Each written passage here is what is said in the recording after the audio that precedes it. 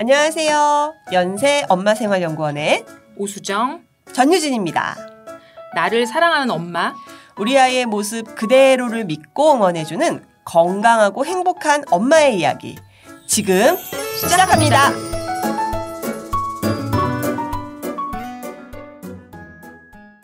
자, 오늘은 이 고민에 대해서 한번 같이 얘기를 해보고 싶었는데요. 왜 우리는 남의 집 아이, 남의 남편에게만 그렇게 관대한 걸까? 이 얘기를 좀 드려보려고 합니다.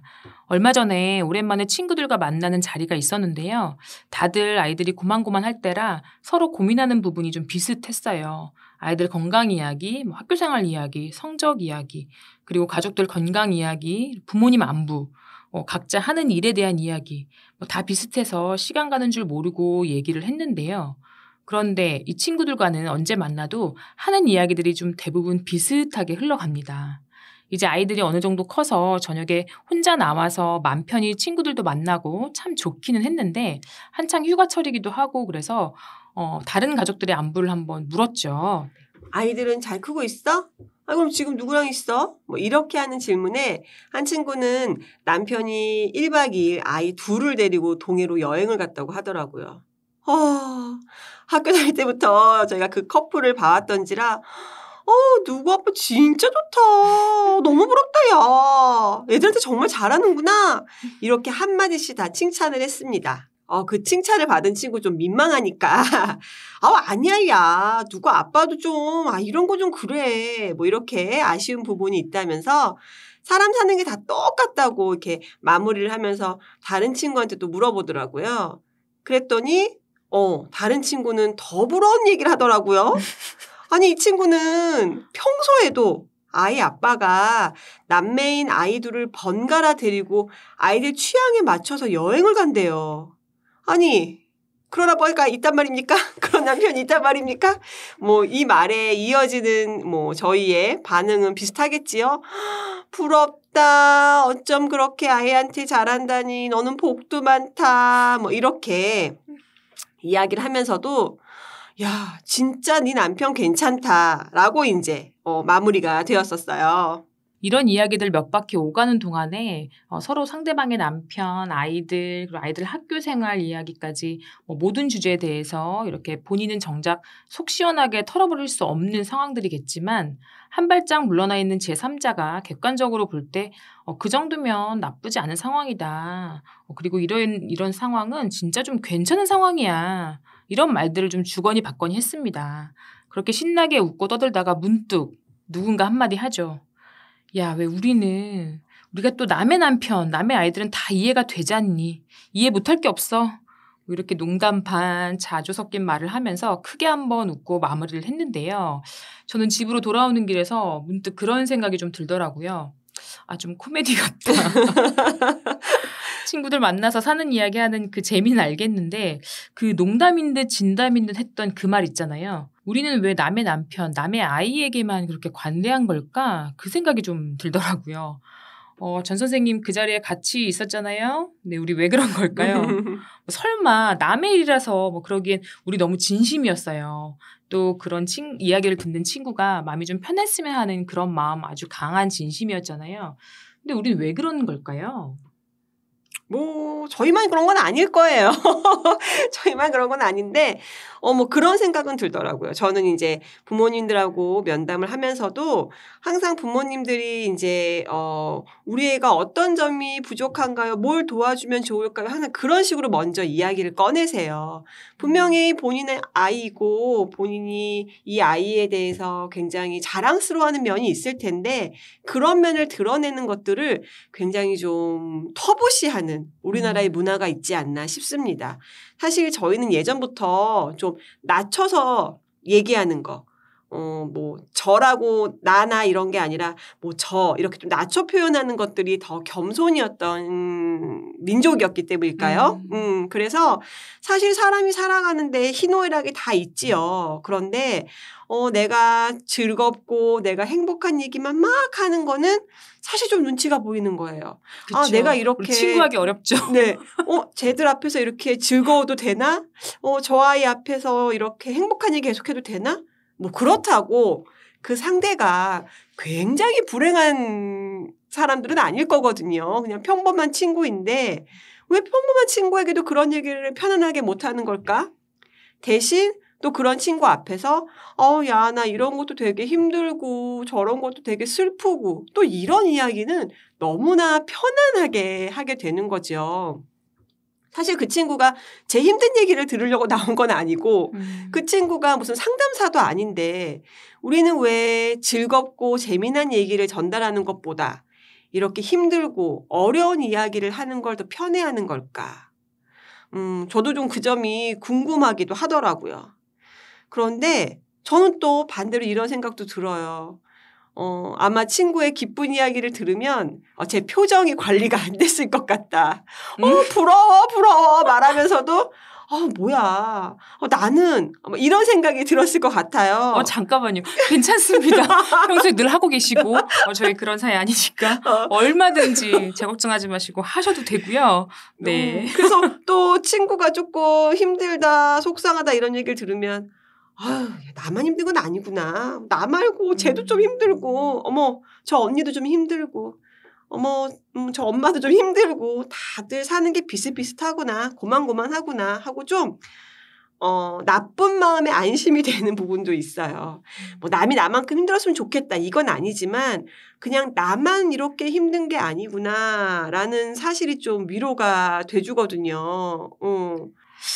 네, 이렇게 좀 자주 이야깃거리로 올라오는 게 바로 이건데요. 물론 전 선생님 좀 농담처럼 얘기하셨지만, 우리가 서로를 좀 위로해주면서 또는 약간 객관화를 시켜주면서 늘 하는 말이 있어요. 객관적으로 생각해 봤을 때 그게 이렇게 큰 문제는 아니야. 서로 이런 얘기를 해주는데, 저는 누구보다도 친구가 그런 얘기를 해줬을 때 조금 마음이 좀 편해지는 게 분명히 있거든요. 자, 이런 저의 마음, 그거를 생각해보면 저 스스로도 좀 알겠어요. 이게 객관적인 눈을 상실하는 거죠. 특히 본인의 경우에서는. 그 근거 없는 불안인데, 이런 것들 때문에 자꾸, 내가 겪은 상황 자체는 굉장히 문제 있는 것처럼 보이고, 다른 친구가 생각하는 그런 거는 굉장히 객관적인 눈을 가지고 진심으로 얘기를 해줄 수 있고, 이렇게 되는 것 같기도 하고요. 그게 좀 비슷한 걸까요? 지금 내가 가진 것에 대한 평가절하, 이런 것들, 그런 심리가 좀 있는 것 같아요.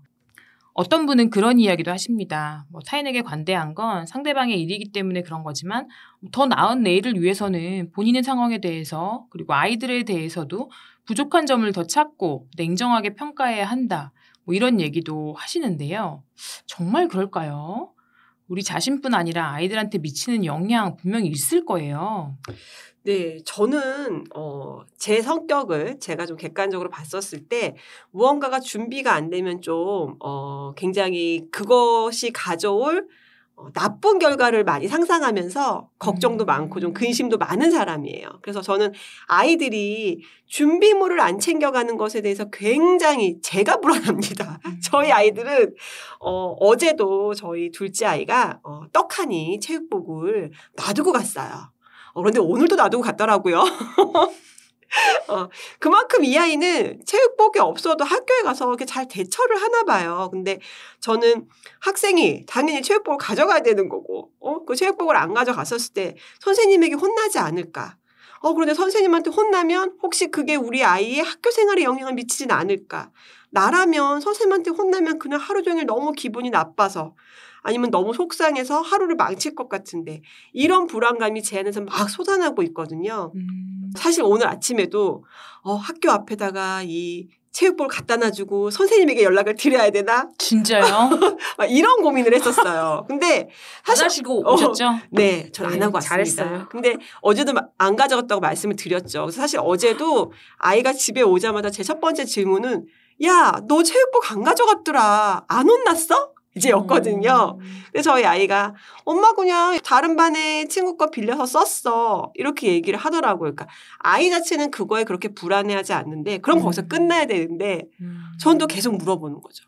아니 왜 안 가져가? 너 친구들이 체육복이 없었으면 어떡할 뻔했어? 그러면서 사실 일어나지도 않았던 나쁜 것들에 대해서 계속 이제 제 불안에 대해서 얘기를 했더니 저희 아이가 엄마, 내가 알아서 할게. 엄마, 혼나도 내가 혼나는 거야. 근데 난 괜찮다니까?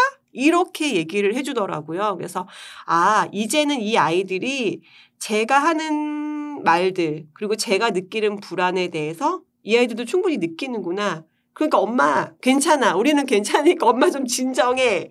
이렇게 얘기해 주는 걸 느끼면서, 혹시 내가 이 아이들을 키우면서 이런 불안감 때문에 아이들을 조금 힘들게 하진 않았나. 살짝 고민이 되더라고요. 저는 근데 지금 이 얘기 듣고 되게 깜짝 놀랐어요.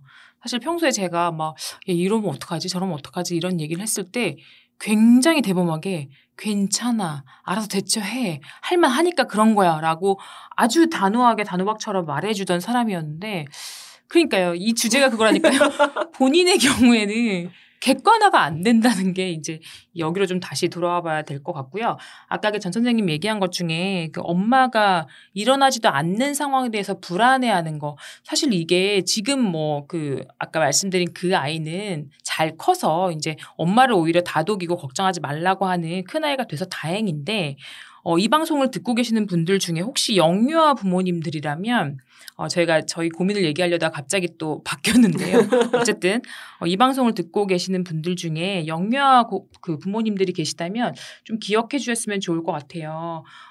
그 시기엔 사실 유아기 때 엄마가 챙겨줘야 될 거 많은데 엄마가 아주 하나하나 다 너무 꼼꼼히 대비하고 챙겨줬다. 뭐 그런 경험이 계속 쌓인다. 그러면 이후에 학교에 가서 아까 제가 뭐 다른 그 예전에 이야기에서도 말씀을 드렸는데 학교에서는 이제 엄마의 그런 어떤 테두리 밖에서 본인한테 그 닥친 문제를 자기가 해결해야 되잖아요.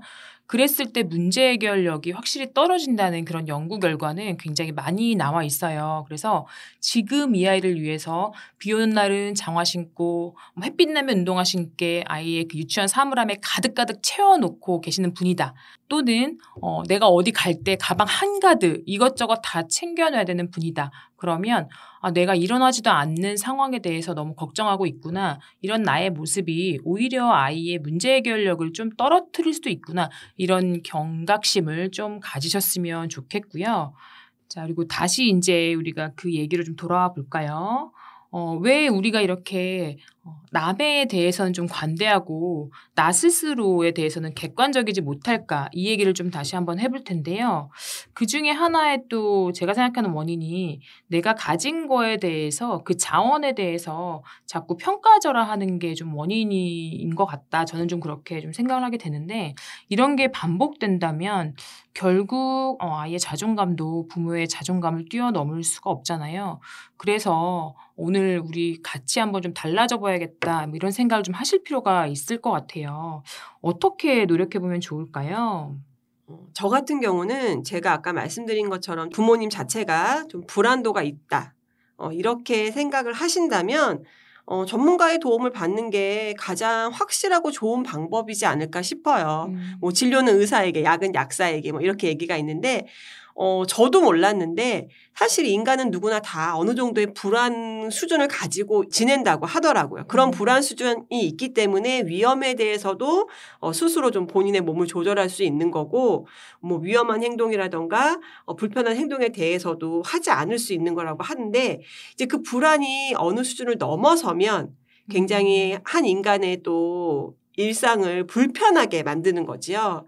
그래서 내가 이 불안을 느끼는 게 도대체 무엇 때문에 느끼는 건지 그다음에 어떤 상황에서 굉장히 그게 심해지는 건지를 좀 알아보는 게 필요할 것 같아요. 그래서 만약에 내가 조금 불안도가 있다.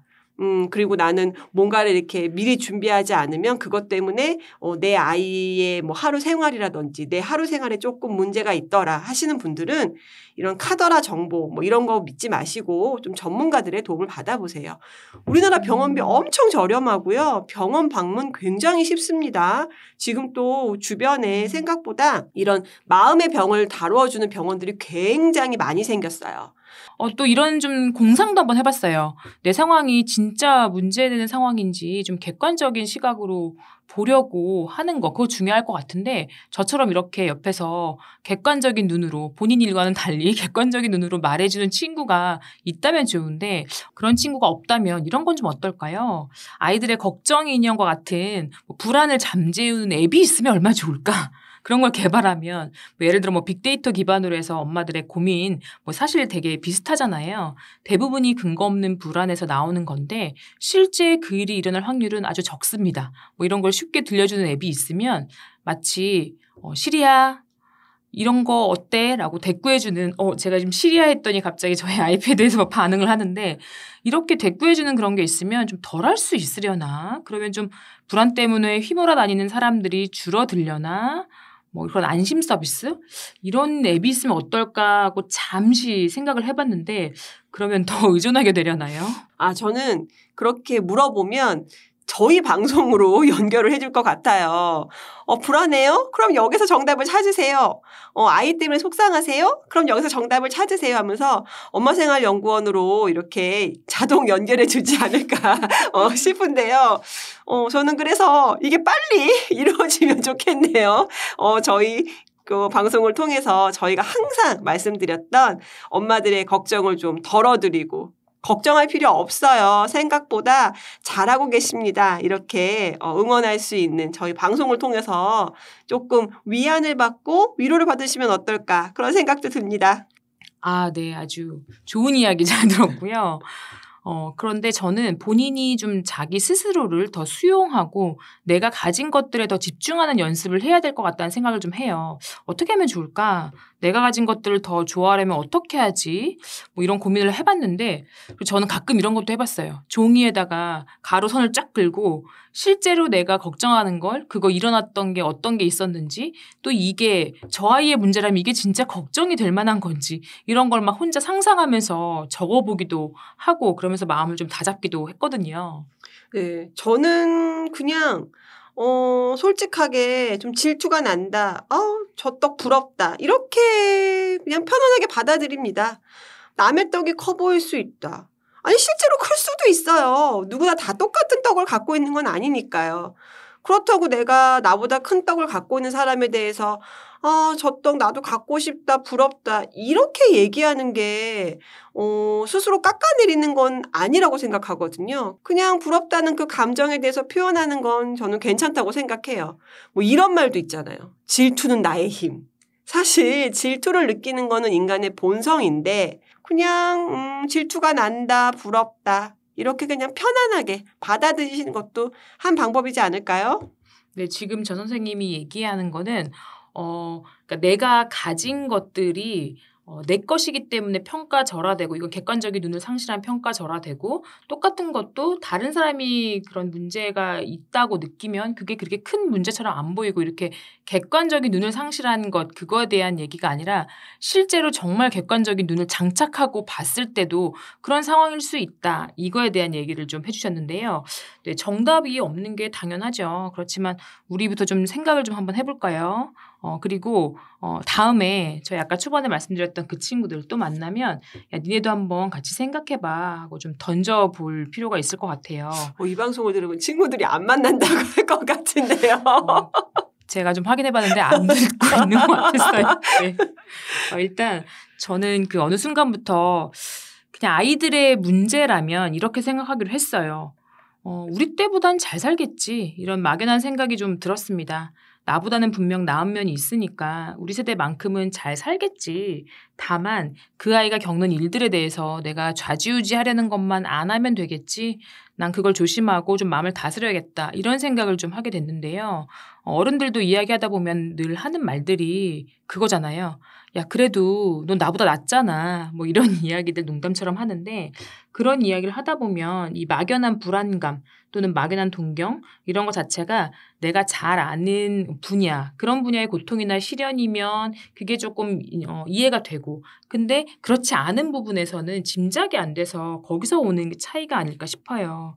그래서 아이가 앞으로 무슨 일을 하던 시련이 있을 수 있는데 어떤 시련도 겪지 않기를 바랄 순 없고 그게 나한테는 잘 몰라서 더 걱정되는 것이던 또 아니면 내가 더 잘 알아서 피하게 하고 싶은 것이던 간에 좀 눈 질끈 감고 그냥 지켜보는 걸 그걸 할 그 멘탈을 나 스스로 다져야겠다. 이런 생각을 하면서 좀 노력을 하고 있습니다. 뭐 이런 고민 연예인만 하는 거 아니잖아요. 네, 아무튼 실제적으로 좀 가진 게 많은 사람보다 오늘 행복한 아이들이 결국 내일도 행복할 테니까 오늘 하루하루 작은 행복을 나의 일상에서 찾을 수 있게 내가 좀 부정적인 핀잔이나 피드백 이런 거 하고 싶은 순간 좀 더 참는 거, 그 참는 연습을 좀 하려고 하는데요. 네, 잘하고 있다고 할 순 없지만 매일매일 생각하고 노력하고 있습니다. 네, 저는 뭐 오늘 방송 처음부터 끝까지 계속 일관된 태도인데요. 그냥 레디비입니다. 흘러가게 둔다. 그래서 저는 제가 바꿀 수 있는 것과 바꿀 수 없는 걸 좀 구별하려고 노력하고 있어요. 제가 바꿀 수 없는 것들에 대해서는 뭐 아무리 시간을 들이고 신경을 쓴다고 해서 뭐 달라질 수 있는 게 아니잖아요. 내가 아무리 가지고 싶어도 아니 죽었다 깨도 가질 수가 없는데 그냥 그렇다면 아유 부럽다. 아 좋겠다 하고 그냥 놔버리는 게 저를 위한 제일 좋은 대처 방안이더라고요. 누군가를 또 그들이 가지고 있는 무엇이든 부러워하는 걸 좀 죄의식처럼 느끼지 않았으면 좋겠어요. 그냥 나라는 사람이 항상 평온하고 부러운 게 없는 그런 성인이 돼야 할 필요는 없다고 생각하거든요. 가끔은 실수도 하고 속상하면 소리도 그냥 바락바락 지르고 화도 내고 또 그러다가 별것도 아닌 일에 그냥 웃으면서 괜찮아지는 제 자신을 그냥 인정하고 그래 이 정도여도 괜찮은 사람이야 라고 생각하려고 합니다. 어떤 사람들은 그런 거를 좀 자존감이라고 하더라고요. 근데 또 어떤 사람들은 그냥 저런 척 하는 거야 이렇게 얘기도 해요. 결국 제가 어떤 사람인지 알고 싶어하는 사람들은 아주 소수이고 나를 잘 모르는 사람들이 이러쿵 저러쿵 이야기하는 거잖아요. 그래서 전 저에게 중요하지 않은 사람들이 하는 이야기는 그냥 한 귀로 듣고 흘립니다. 뭐 어떨 땐 함께 있는 동안 표정이 살짝 안 좋기도 한 것 같아요. 아, 뭐 괜찮아요. 뭐 앞으로 얼마나 더 만날 사람이겠어요? 일단 나에 대해서 내가 제일 괴롭히고 못 살게 구는 나에 대해서 편안해져야 내 가족, 내 주변 사람들도 편안한 마음으로 볼 수 있는 것 같습니다. 나에 대해 믿는 그 누구도 뭐라 할 수 없는 내 중심만 있으면 결국 어떤 곳에서 어떤 경우에도 크게 흔들리지 않고 내 자리로 돌아올 수 있더라고요.